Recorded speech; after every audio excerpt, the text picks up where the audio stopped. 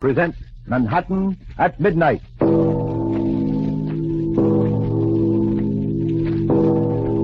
are millions of people in Manhattan at midnight, and every one of them has a story. Listen. Hey, Bud. Where do you think you're going? Are you talking to me? Yeah, I'm talking to you, all right. What do you want, copper? I want you, little shot. You're under arrest. Under arrest? What for? For the murder of Harry Thomas.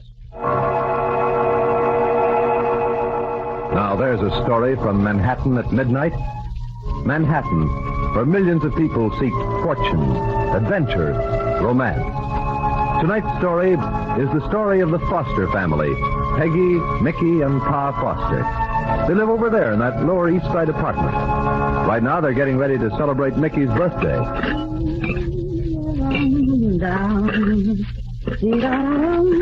Oh, hello, Daddy. You're a few minutes early. Got off a little early tonight.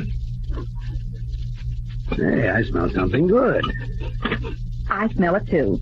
You don't think somebody sneaked in here and roasted a chicken, do you? No, nobody pull a trick like that on us. Well, I don't know, though. Let's look around. I'm getting warm. Try the oven.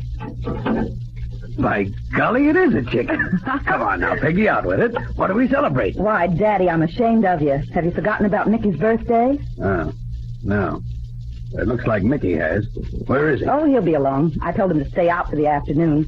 I didn't want him hanging around while I was cooking. I suppose not. And there was another reason. A boy was coming to deliver this. Fountain pen. Gold band and everything. Uh-huh. And look at the engraving. Let's see. Mickey. I was going to put some Pa and Peggy on it, but they wanted too much. How much did it cost the way it is? Never you mind now. You read your paper. Mickey will be here in a minute. The answer to what I'm trying to figure out ain't in the paper. Pa, don't go rushing on me. Call it anything you like. We're ruining that boy. Toss that piece of butter in here, will you, Pa? He's not a boy anyhow. He's a grown man. These are swell potatoes. They mash beautifully. Fountain pens and chicken dinners. He's 20 years old today. It's about time he got a job and helped along here, the same as you've been doing. Oh, leave him alone tonight, will you, Pa? I've got to report to the hospital right after dinner, and, well, it won't be nice if I have to leave you and Mickey fighting. Well, there won't be any fighting. Put these on the table, will you, Pa? I asked Steve to come over to dinner, too, but he couldn't make it. He's a nice boy, Peggy, that doctor of yours. Oh, I'll be glad when he really is a doctor. An intern's life is no picnic. What are you planning to do? Get married right away as soon as he passes his exam? No, I don't know. I've been thinking maybe I ought to wait until Mickey can find himself a job. You'll have a long wait then. Mickey's trailing with a bad crowd, Peggy. That bunch of no-goods who hang around Hannigan's. And he's ripe for trouble unless he finds a job that takes him off the sidewalk. Wait. No. Hello, Mickey. Hello, sis. Well, you two look pretty guilty. What have you been up to? Oh, Mickey. Sit down. The buzzard is in honor of your birthday, Mickey. Isn't he a bird? He was a bird, I hope. And here, before you eat, this is from Pa and me. Wish him a happy birthday, Pa. Happy birthday, Mickey. I hope you're working when it rolls around again. Hey, this is all right. My name on it, too, Mickey, huh? Thanks, Peg. Thank Pa, too. It's from both of us. I don't want any thanks. No, all you want me to do is get a job. Get a job. It don't make any difference what it is so long as it's a job. That's not true, Mickey. I was through a week ago, and he was all hopped up about me getting a freight elevator job at Clancy. Oh, I suppose that kind of a job is too tame for you. Freight elevator. Mickey Foster, the indoor aviator. And what's the matter with that? Oh, come on now. Eat your dinner, both of you. I've got to run. Thanks again for the present, Peg. I'll sign all my checks with it. Oh, you hear that? That's what he learns from those sun dodgers in the pool room and on the corner. Signing checks. And not a nickel to his name. It's Scott says I can't make a crack around here without I'm out of order. What is it? I'm 20 years old and I haven't got any job. So what? So you're not making any effort to get one? Did you ever hear of unemployment? There's millions Yes, but they're not living under this roof. And you says that Peggy isn't working nights in the hospital to support him. And neither am I. Oh, I was hoping there wouldn't be any of this tonight. All right, let's call it off. What do you say, Pa? Do whatever you like. I spoke of my piece. How do you like that? Get it, will you, Mickey? Yeah. Hello? Can I speak to Michael Foster? Yeah, speaking to him now. Happy birthday to you. Happy birthday to you. Happy birthday, dear Michael. Happy birthday to you. This greeting comes to you via Western Union with the best wishes of Peggy and Pa. Good night, Mr. Foster.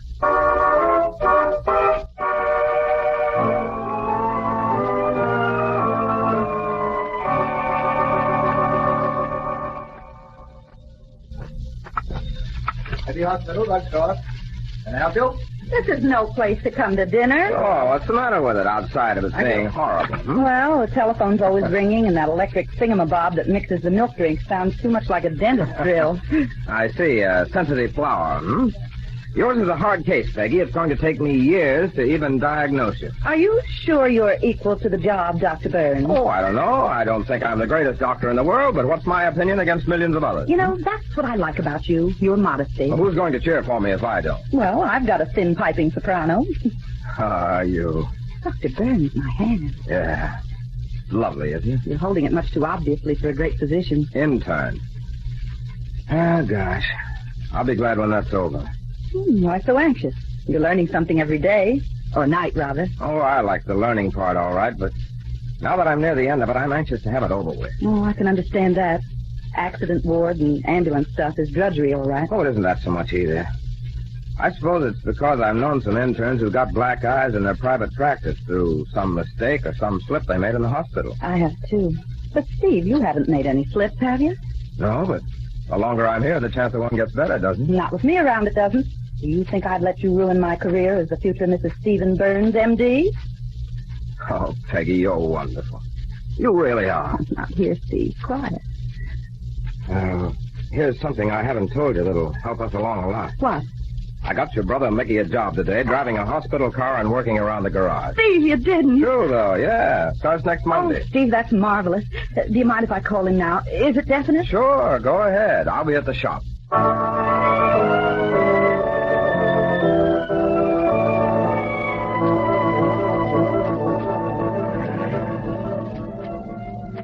These emergency calls get me down. Well, I don't mind them anymore. What's it this time? Street shooting. Man's on the sidewalk. Keep that case open. What does Mickey say? Oh, I didn't get him. Here we are. Get back there. Get back there. Let him go, please. Let him go. Give him some air, though. You the officer in charge? Yes, Sergeant Newman, 23rd Precinct. You tried first aid or anything? Haven't touched it. I think it's a gone goose. Oh, officer, push these people back, will you, please, so the doctor will have some room to work. Come on. The head wound. He's out. Push that stretcher closer, Peters. Keep moving, will you? Keep moving. Give me a hand here, Miss Foster. Yes, doctor. Out of the way there. Oh, What have you got there, Peggy? why, it was, I was picking up my thermometer. Here, push aside there, will you, please? All right, get him in the ambulance. What's his chances, Doc? Not very good, I'm afraid. Hop in, Peggy. Making your report right away? Oh, yes, of course. Just wanted to know. We'll have a man at the hospital to pick up whatever there is. Okay. He's bleeding badly. I know. Go ahead, Peters. What are you acting so worried about, Peggy? You know this fellow? No, but he's badly hit, and I don't like that. We've been on a lot of ambulance cases together. I never saw you act like this before. Well, this one seems worse than the others. It isn't, though. Oh, why don't you let me in on it, Peggy? This isn't the only ride we're ever going to take together. There's nothing to let you in on, Steve. I don't feel well. The thermometer. You didn't drop it. But you picked up something. His breath is coming very weak, Steve. Yes. What was it you picked up, Peggy? I won't tell you. Peggy, it's between us. We've never had any secrets before. I won't tell you, Steve. I can't.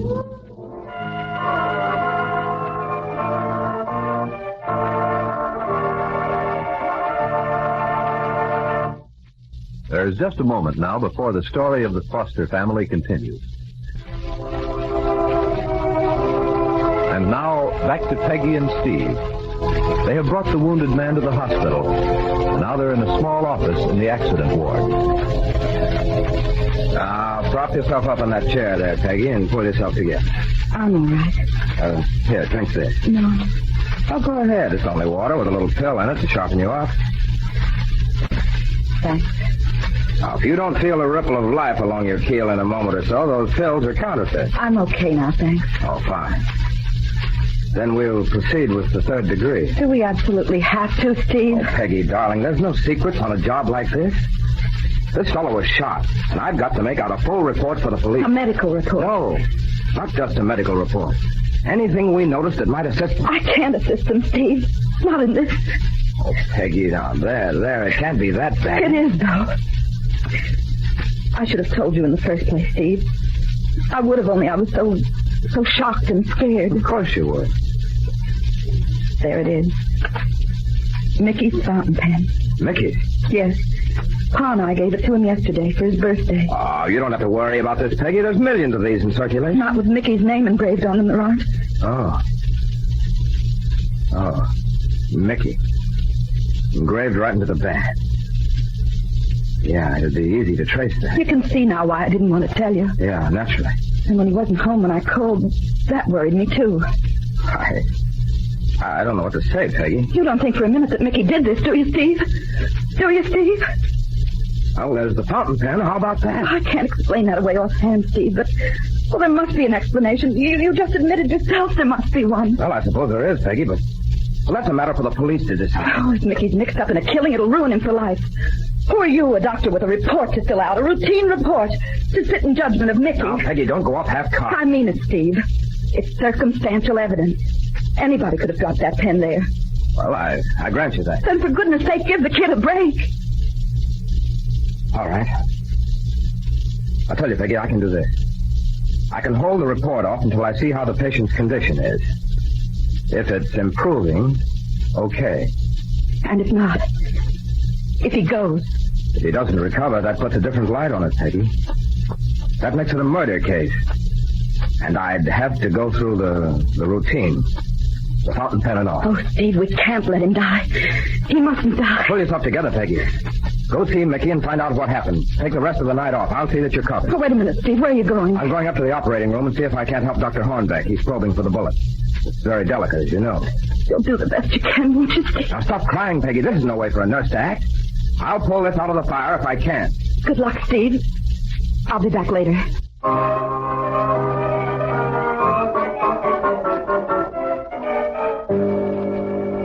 Okay, Pa, that's my trick. Hey, it's Flo Nightingale, back from the battlefield. Hello, Peggy. What are you doing home? I came to see Mickey. In that case, I mailed 100 aces. Sit down, Peggy. Mickey came home early for a change. He's trying to beat me at peanut.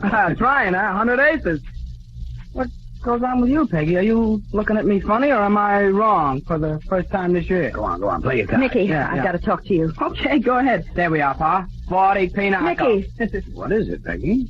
Mickey, how long have you been home? He stayed out about 2 hours after dinner. What? Where did you go tonight, Mickey, in those 2 hours? No, let me see. I had a date with a showgirl, and we went dancing. Then I got my tandem bicycle out, and we rode around a while. And you gave her your new fountain pen, I suppose. Oh, I see. You came home to make some trouble. What's this about the fountain pen? Mickey will tell you. Well, Mickey won't tell anything about it. Where is that fountain pen, Mickey? I wasn't going to talk about this in front of you, Pa. But this is no time for sparing anyone's feelings. He hasn't got the fountain pen. You know so much about it? Where is it? The police may have it now. Because I found it tonight on the street under the body of a man who had just been shot. What? Now, wait a minute. How's that again? A man was shot. I was on the case. I found the pen we gave Mickey under the man's body. That doesn't prove anything on me. Mickey! Sit down there and tell me the truth about this before I skin you alive. Don't bellow at him, Pa. Let him tell it. I didn't do it. I didn't shoot anybody, I tell you. There's been Fosters around here for a long time, but none of them ever got mixed up in a killing I'm before. not mixed up in any killing. I don't know anything about Let it. him alone a minute, will you, Pa? Now, don't go into a fit, Mickey. If you didn't do it, that's fine. But tell us what you did tonight. I went to Hannigan's and... One way to find out. Answer it. Hello? I want to speak to Peggy Foster. That's me. Who's this? Never mind who it is. They're going to pick you up for knocking off Harry Thomas tonight. What are you talking about? Who is this? You know what I'm talking about. You lost the fountain pen tonight. When the cops ask you what happened to it, you keep your lip up and see. Why should I? You got a sister, ain't you? Yeah? Wise guy, if you don't want nothing to happen to her, take my advice. Listen, now, I didn't have nothing to do with it. You heard me. Now, wait a minute, listen. Hey, wait a minute. He hung up. Who was it? I don't know. What did he want? Nothing. What do you mean, nothing? Who was it? Well, it was... I ain't saying... Oh, some more of your shenanigans, huh? Now, listen to me. I've just about had enough of this. Let him alone, Pa. Look, Mickey, we're only trying to help you. Yeah, I know. Then tell us what happened. I don't... You know this man who was shot. His name is Harry Thomas. Do you know him? Yeah. I thought so. Well, what do you know about him? Well, he's sort of a small-time racket guy. That's all I know. Did you see him tonight? No, I haven't seen him for a week. Then how did your fountain pen happen to be lying beside his body? Come on, tell the truth now. I don't know, I tell you. I don't know nothing about it. I must have lost the pen somewhere. Stop picking on me, will you? You'll end up on the hot seat, and it'll be good enough for you. Here, Peggy and I are doing our best to help you, and you sit there like a clam. What are you hiding? I'm not hiding anything. All right. I'm going back to the hospital. I'll go with you. Oh, no, you don't. You stay right here. You're not going out of my sight till we've got this thing cleared up.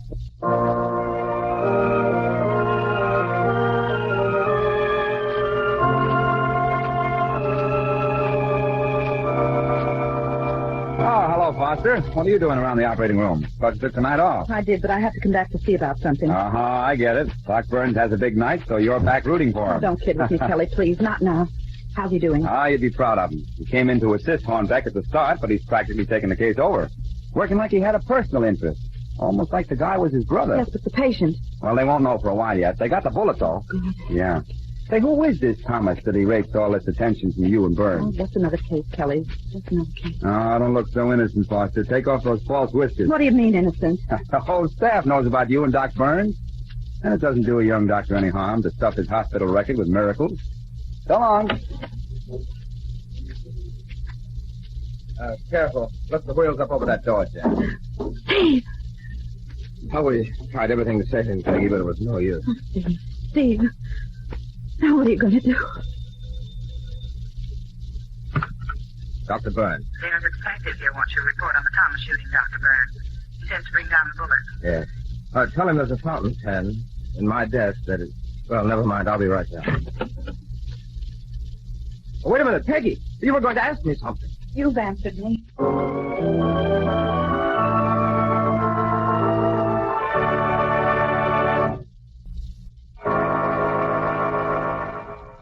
And now back to our story of Peggy Foster. It's early next morning, and she's on her way to police headquarters. Police southbound Penman, read all about it. Hey, ladies. Thanks.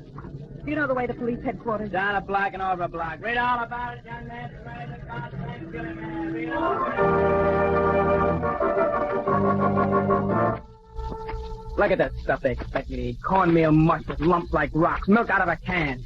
You got me into the stock. What do you got against me? Nothing, Mickey. Try to believe that, will you? Yeah, just told him it's my pen, that's all. Now here I am in the clink. Now, if you'll only let me help you, Mickey. Yeah, I know how you'll help. Now, listen to me, you loudmouth little stoop. I had to tell what I knew about this case. That was my job. Yeah, your job. Now, look, Mickey, you're in a tight spot.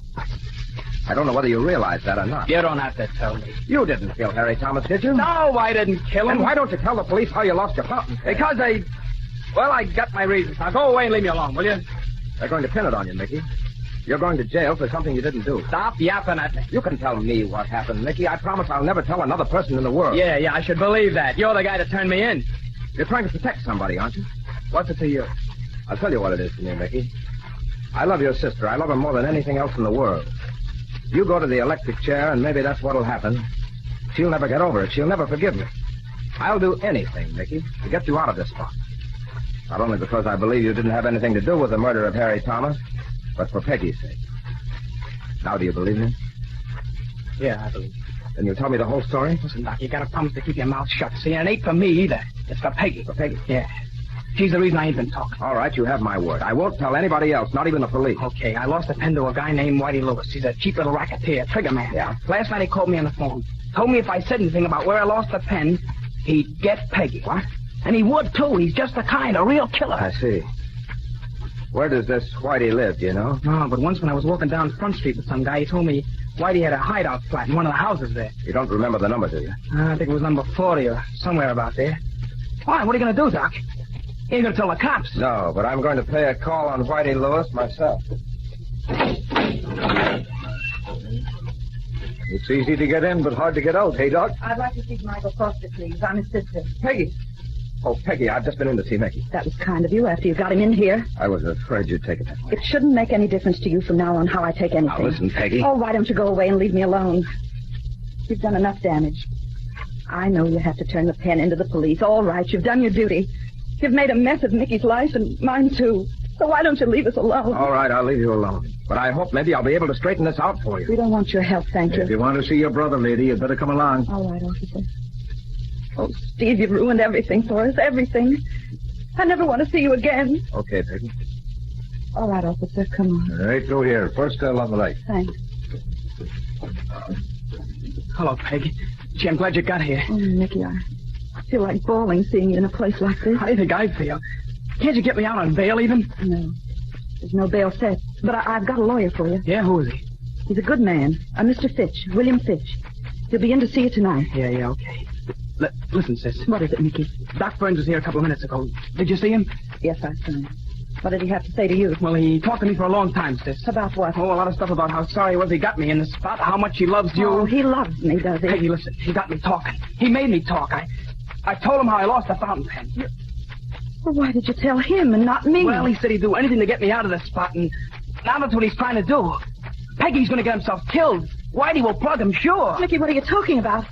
How is he going to get himself killed? Who's Whitey? Whitey's the guy I lost the pen to. Whitey Lewis. He's a cheap, small-time gangster, but he's a killer. Whitey planted the pen on Harry Thomas, so I'd have to take the rap. But where's Steve gone? Mickey, has he gone to see this Whitey Lewis? Yeah, that's it, Peggy. He's going down to have a talk with him. You mean he's gone down to see him alone? Well, I guess so. Where does Whitey Lewis live? He's got a hideout at 40 Front Street or somewhere around there. Mickey, why did you let him go alone? I've got to tell the police.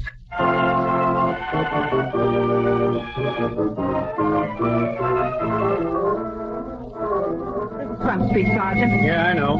40 ought to be right around here. This Whitey Lewis tip sounds like a wild one to me, Sarge. Well, they said look into it, so we're looking into it. Well, here it is. That's the house. You better come inside with us, lady. I ain't suspicious. Just careful. All right. Where'd you say he was, on the second floor? Yes, that's right. Well, I guess this must be the entrance door.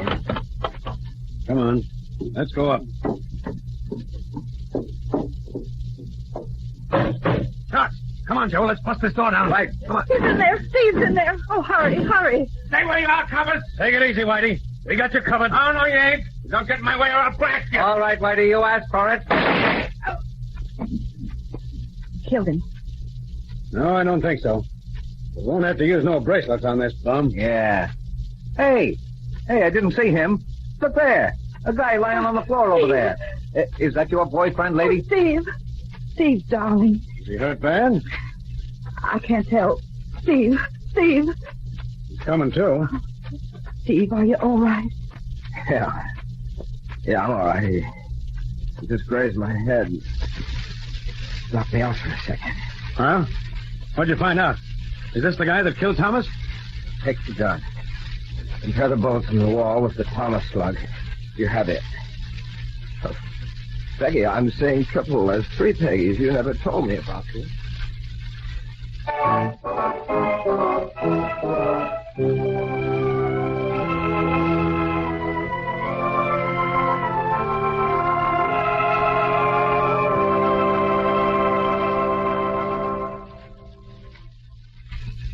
How about those chocolate malts? Coming right up. Mickey will be by in a minute. Yes. You know, he's as delighted with that supply truck job as a kid with a pair of new red rubber boots. Yeah. Oh, hi, Mickey. Hi. How's the demon driver? Well. Say, the lieutenant told me to tell you there's a badge with your number on it down there anytime you get sick of doctors. He thinks you'd make a great stick. Well, sure he would. He was good enough to get you off. Well, how do you like your new job? Well, Stephen. Say, now that you people are going to sort of get together... Who says we're going to get together? Well, you are, aren't you? Well, this is as good a way as any to start planning a honeymoon, isn't it, Peggy? I think so. As I was saying, now that you're getting together, you can help me with some of these invoice names. Steve, how do you spell, wait a minute, sulfanilamide? Huh? Oh, S-U-L... Oh, yes. C-H... Hey, that's enough. If you're going to kiss your way through it, I'll be here all day.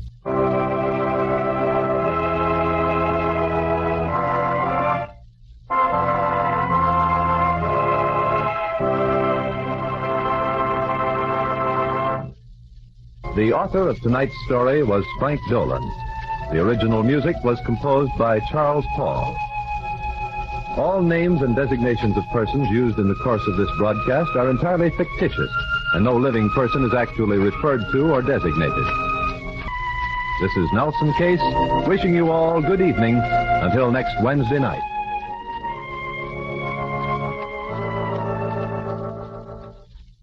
This is the National Broadcasting Company.